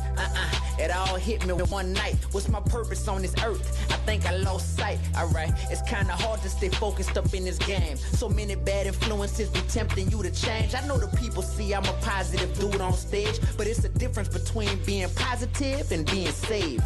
Get deep with me. I'm in the room playing music for some industry folks. I keep that heat with me. I feel like they could take me to the next level. Trying to impress them and show them my talent special. The conversation turns religious. It's so convenient to say I believe in God and keep it real vague and not specific. Do I not want to offend nobody? Do I not want to go in detail and risk them talking crazy about me? Am I worried about what's convenient for me? Am I disowning Christ before others? Matthew 10:33. Man, am I playing as safe as can be? No, sir, I'm not afraid to proudly claim my Christianity. I'm a Christian, and that don't mean I think I'm perfect, but I know I got a purpose. That's why I'm on my grind. I'm a Christian.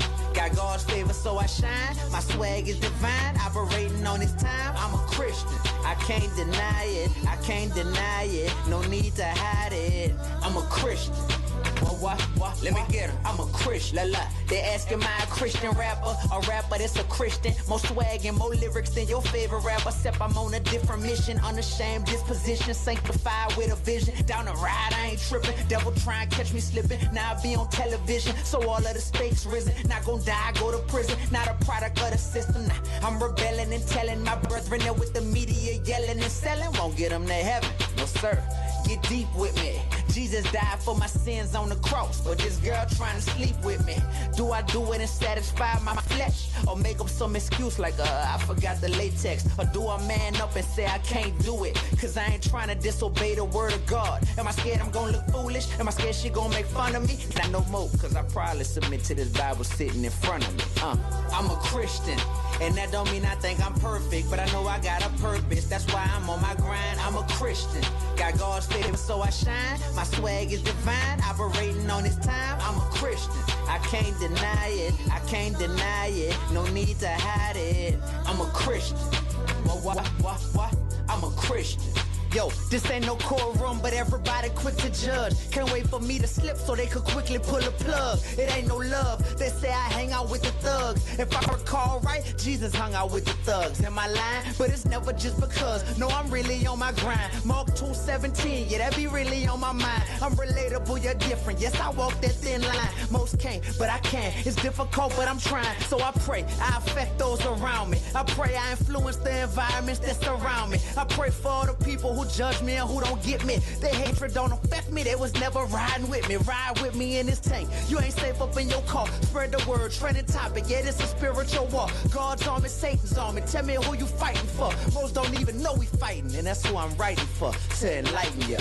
I'm a Christian, and that don't mean I think I'm perfect, but I know I got a purpose, that's why I'm on my grind. I'm a Christian, got God's favor so I shine. My swag is divine, operating on this time. I'm a Christian, I can't deny it, I can't deny it, no need to hide it. I'm a Christian, what? I'm a Christian.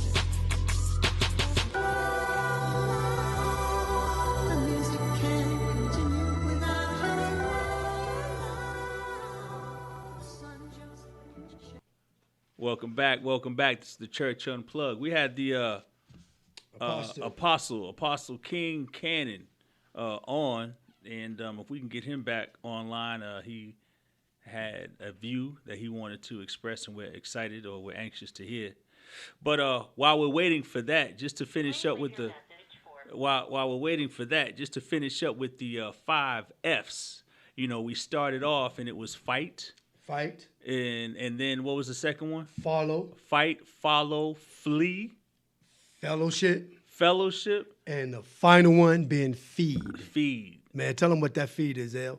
Well, and kind of piggyback with what I was already speaking to, when you find yourself alone, right, by circumstance or by choice, and sometimes that can be planned, that can be of the Lord, that can be by design, because He wants to get you by yourself where He can speak, where He can be heard, right? That's His desire. But whenever we find ourselves in that place, it's important to feed yourself absolutely the right food, if you will, to inject or to feed yourself with the right energy, with the right encouragement, with the right words. So you can feed yourself a lot of negativity. You can feed yourself a lot of vengeful, spiteful rhetoric, video, talk, music. You can pump an entirely different message that may be soothing to the flesh, right? And it's getting you fired up and you ready. But that's not the proper diet. That's not the diet of success, right? A pallbearer could be feeding you too. A pallbearer could be, right? A homie. You know what I'm saying? One of the fellas means well, good dude, always with me, always been down there, always been down for me. But has he really had your best interest at heart? Has he really been that brother? Has he really been that iron that sharpens iron? But anyway, we got Apostle King Cannon on the line. Apostle, can you hear us? Yeah, I hear you. Okay. Can you hear me okay now? Yes, sir. We got you. Okay. Well, I'm enjoying your program today. Thank you, Pastor. Pastor Rodnell and Lester. Yes, sir. Thank you. Armor Bear friends and Paul Bear friends. Yes, sir. We got a lot of people out there that had friends that was supposedly one or the other.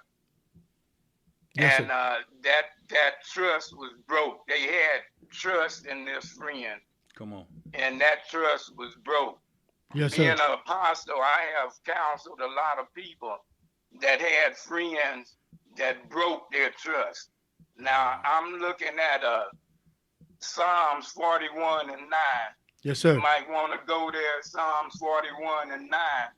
But it says, this is David talking, and he said, yea, mine own familiar friend, and whom I trusted, which did eat of my bread, have lifted up his heels against me. That's right.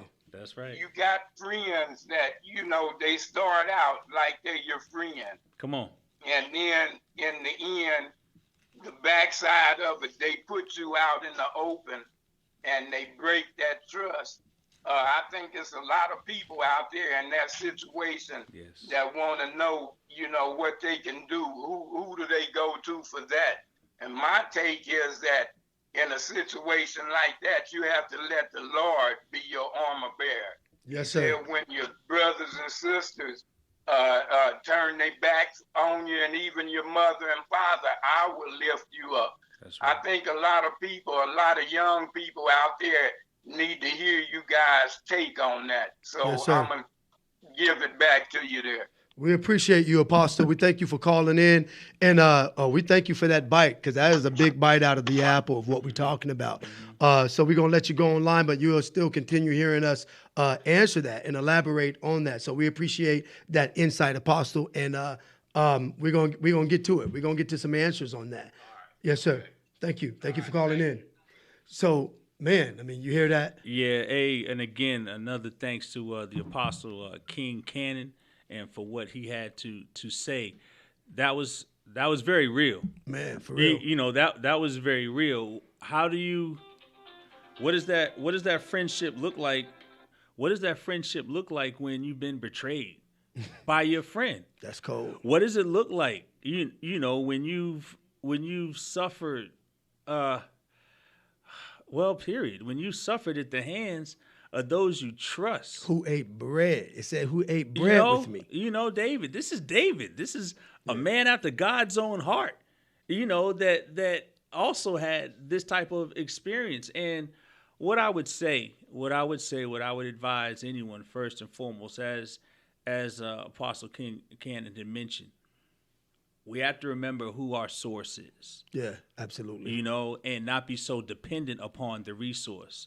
You know, I first heard that when you're unemployed, right? Mm-hmm. And you've got those armor bearers who are trying to encourage you to stay faithful, continue to pray, that God is your source. That job, that was just a resource. Mm-hmm. And he you know, you're tapped into the most powerful, and he has resources all over, and you can get another job, right? Mm-hmm. Or you can get another whatever it is that you lost. And I'm encouraged by that. And so in that same sense, we all know that man is not perfect. Mm-hmm. We all know that man will let you down, and it's our charge to forgive and to love them. But we can only put ourselves, again, back in that situation by following that fifth F, right? Guys, remember, we just went over, you know, fight. Why can't I remember the second one? What was it? Flee? Hold on, let me get back to that page. Anyway, there was a fight in there. Yeah, there was a fellowship. You got fight, follow, flee. Fight, follow, flee, fellowship, and then most importantly is feed. Yeah. And what do you feed yourself?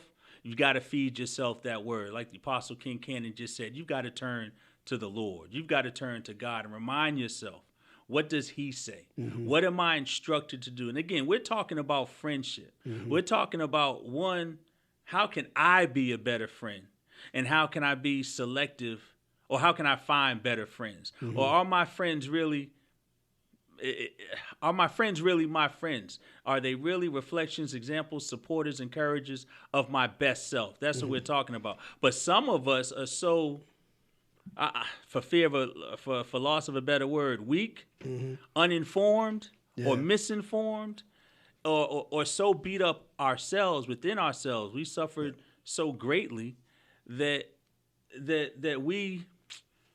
we're sometimes not the best judges of, how can I say it? Because we're so off, you feel me? Yeah, we can't cast a better judgment because, well, what the Bible says, sometimes we got that beam in our own eye. We can't see the circumstance properly. But to his word, I encourage myself, I encourage the young and the old, all of us aspiring to be not just better friends, not just to be armor bearers, pallbearers, but better Christians, better men, better women, boys, girls, what have you. Mm-hmm. It all starts with studying that word, and it all starts with getting it in us. Small bites, big bites, whatever size, whether whatever genre of music you like to listen to that's encouraging, whether it's old school, James Cleveland, whether it's whether it's a newer form. I just encourage you to put yourself in the place of any way you can feed yourself some measure of positivity. And I'm gonna add to that, and like I say, we're getting ready to wrap up, we're getting ready to close out. This has been it made the time fly because it's such a deep, impactful place, word, armor bearer, pallbearer. But in finalizing, because we got to get ready to wrap up and get out of here, we're going to pick this. We'll have to pick it back up some kind of way. Oh, yeah. But we'll figure that out. But last I'll say before we say our prayer to get out of here is, man, as friends, armor bearers, pallbearers, whatever, we have to be in a place where we expect that it's not always going to be good. Come on. It's not always going to be a good place. Everything is not always going to be positive. Come on. So even as the apostles say, sometimes we got to know where to lean and get our encouragement. But part of that is to know and understand that issues are going to arise. Problems are going to happen. So when you put that in your state of mind, you will be better prepared to face what the issue comes down to, because you expect it to happen. Don't get into a place where you think everything gonna be all goody-goody all the time, because it's not. So part of it is having the expectation to understand we're gonna have some issues at some place or another. So when we put that in that forefront and understand it ain't always gonna be, then we can properly prepare to try to clean it up a little bit. But with that being said, if you are not a part of a church or you don't know the Lord, this is your opportunity. We ask that you just open up your heart at this time. Allow Jesus to come in. Know that he laid his life down on the cross, and that's what we started out with, for our sins. So with that, we're going to pray our way out of here, and we're going to get going, and we're going to see y'all back at the same time next week. Dear Heavenly Father, we thank you. We thank you for all that has called in today. Father, we thank you for your word and how you allowed it to sit up on us today, even in just the word of friendship, in armor bearers and pallbearers, the way that is branded. Father, we ask that you allow us to look deeper within ourselves, deeper within our circles and the people that we have around us, to establish that is good for us and that is not, and give us the wisdom, the strength, and the energy to move it out of our way, no matter how deep-seated or deep-rooted it is. So with that, Father, we thank you. We ask that you sit on the people, bless the people financially, spiritually, and otherwise. And if we only help one soul today, Father, we thank you. In Jesus' name. That is us. That is a wrap. That is Church Unplugged. Pastor and Lester, we will see you next week. Appreciate you, man. For those who missed out, call next week. Yo, Randy, I got you, man. Hit me back next week. Yeah. All right.